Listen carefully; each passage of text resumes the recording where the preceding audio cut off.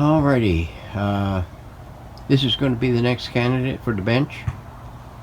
This here is an Airline Model 04WG803B, 1940 I believe it is.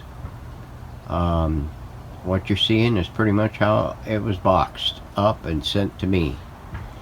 I just took it out of the box and stuck it on the shelf. I think all I did was really take pictures of it, and that was about it. The cabinet's in really good shape. It should clear up pretty good. Got a little fading there, looks like, and some little gouging or scratches there. A little wear and tear here and there, probably from something rubbing it. Drinkers. Those overnight parties. It has 8 tubes.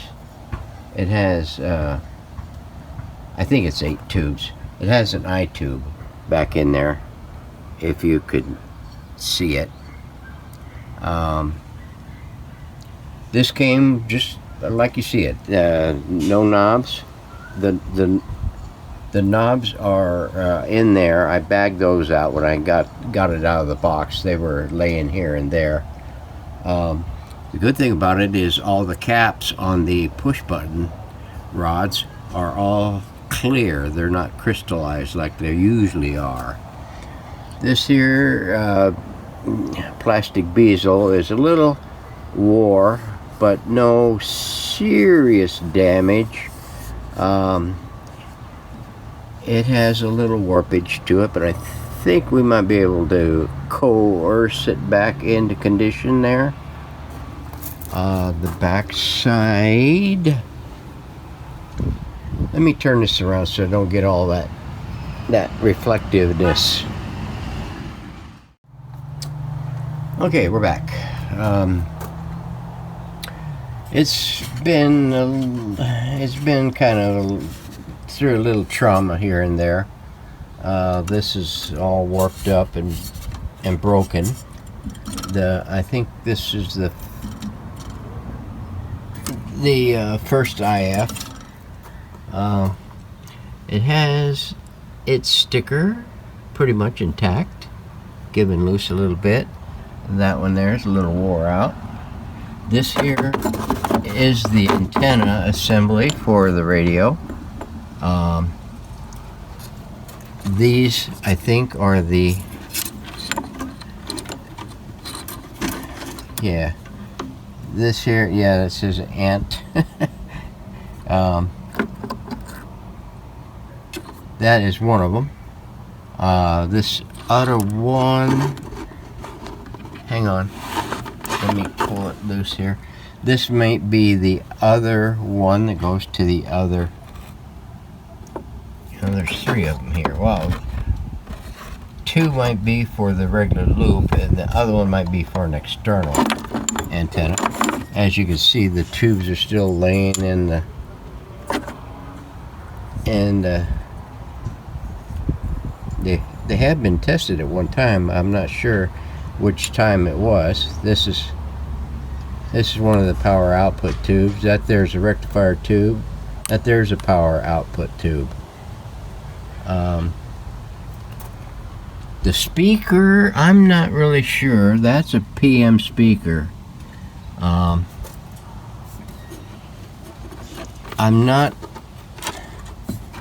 seeing 3 wires, orange wires here, and I'm thinking that that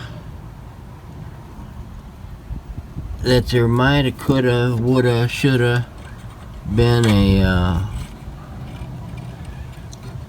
an audio transformer mounted up on this, and this was one to it.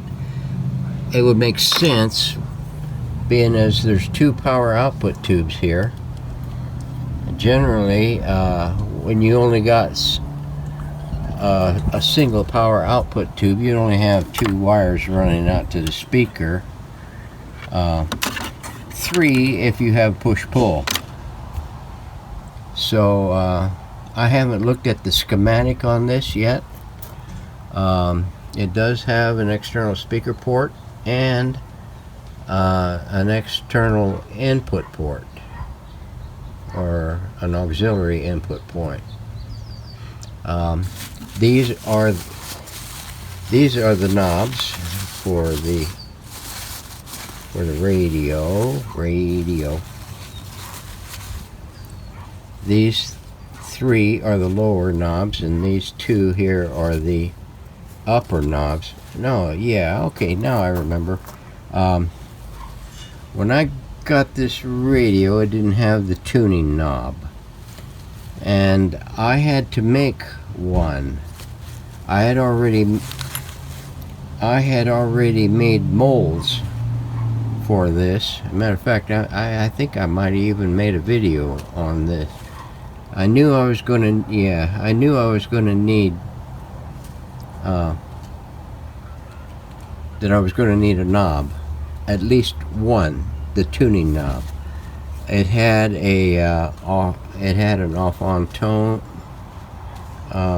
knob, and these 3 were already with the radio. So I just decided to make the whole set, and from what I could glean off of other pictures was the tuning knob as the word tuning on it, and not tune. But it did have a tone knob, so you see where I developed this at. I took the tone knob and made a mold for the tone, because I do have one for off-on tone for an earlier model that I did. And then I took the tone knob and took out the upper part of the O so that I could get tune. And I figured I was going to use these knobs and bag the originals for this radio when I got around to it, and that was it. So I got to refresh my memory on this radio, and look at the schematic and see what gives with the wires hanging out off the end.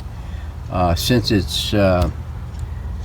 it was advertised, I think I got this off of eBay. No, I didn't. I got this off of antique radio forum. Somebody had it in there for sale, and nobody was bagging it, so I said, yeah, I'll take it. And so they just threw it in a box and sent it to me, and of course it rattled around and everything. All the tubes were laying out and everything, and I don't even think he bothered putting the screws back in the bottom of the thing, because it's just been sitting there. So let's drag it out now and see what happens. Darn skeeters. Doggy's meal time. It's getting about 5:30. Okay, let's wind this up. This has got some rivets giving loose. I don't know why they riveted that on there, because you can't do anything with it. Now, this is usually the ones I've encountered like that, with the little push-out pins. That makes it easier to get these things off. I think I might be able to do the same with this that I did the other one, was put it on a backing and get it flat once again. This here has been suffering some major catastrophes. because the wheels are all bent up, and the lamps are bent up,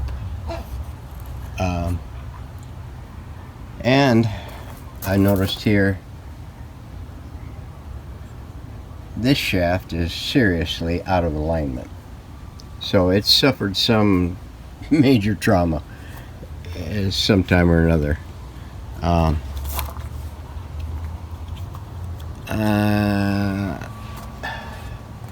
So anyway, look at this. All of these are, well, with the exception of these two, maybe 3, 4 maybe, these two are seriously out of alignment.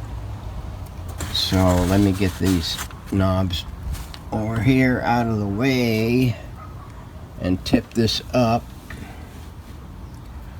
It has been, let's see, it doesn't have a, no, there is no canister capacitor. Oh, here it is, right here. Along with that, it looks like one has been replaced, possibly, I don't know. Here is the output transformer, and it looks like it's a replacement.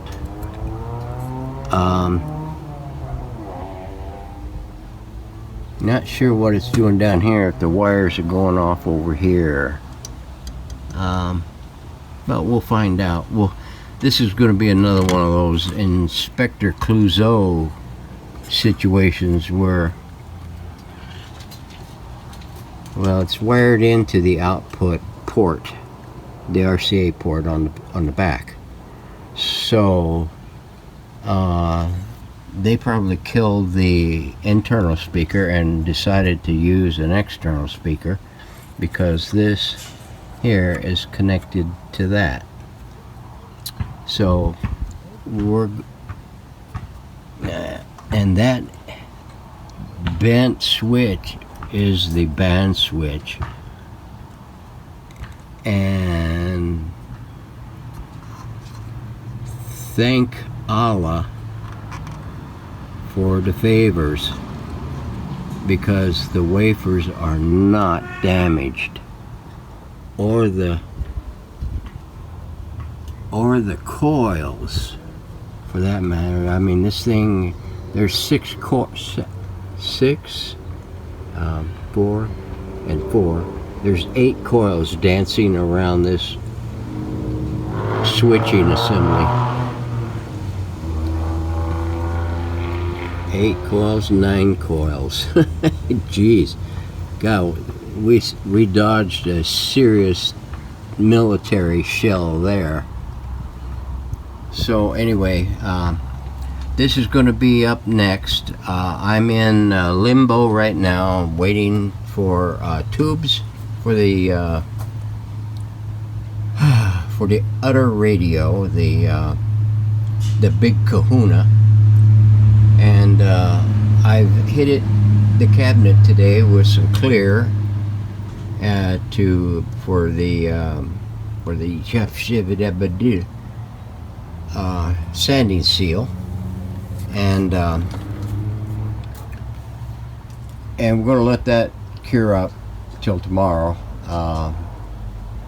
I got the speaker cloth in today, and we will get around to doing that too in the next couple of days. And then it's going to be a matter of getting the tubes in, getting it checked out, bringing it up, seeing what it does, getting an alignment on it, getting the speaker cloth attached onto the cloth baffle. Clear aqua coating the cabinet with at least 2, possibly 3 coats, sanding it and getting it clear coated. So it looks like it's going to be probably the middle of next week before the big Kahuna is ready to make its debut. So stay tuned. We're going to have more coming.